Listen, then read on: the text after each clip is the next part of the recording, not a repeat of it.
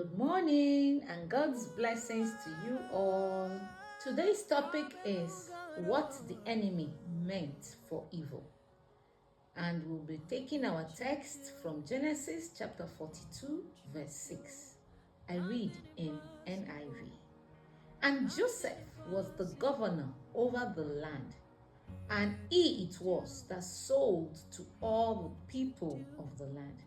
And Joseph's brethren came and bowed themselves before him with their faces to the earth.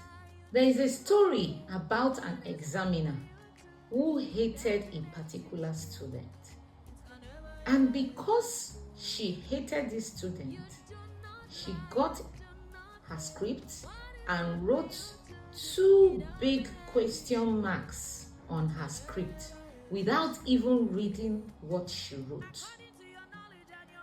She dropped the script, and then someone else came who was the recorder. The recorder saw the two question marks and assumed it was 77. And so she recorded 77 for this student, and the student ended up getting an A in this course. So what that teacher meant for evil turned out for the good of this student. In today's passage, Joseph had become a great Egyptian official. His brethren came all the way from Canaan, and finally his dream became real. They bowed to him. But it wasn't so from the beginning. This is the same Joseph they had thrown into a pit. They had sold into slavery. He had ended up becoming a slave in Potiphar's house, and he landed in prison.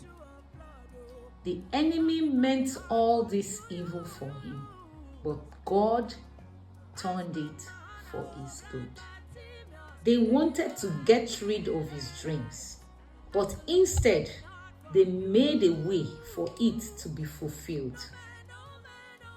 God created a problem for them. That problem was not just a world problem, it was their family problem. They had no food, and so they had to go in search of food. And they ended up going to that same brother whom they had sold into slavery to ask for food. If Joseph refused to sell them food, there was no way they could eat at that particular time, and they would go hungry and they could even die. Joseph had become a valuable person in their eyes. Listen to this Bible verse, Psalm 76 verse 10 in KJV.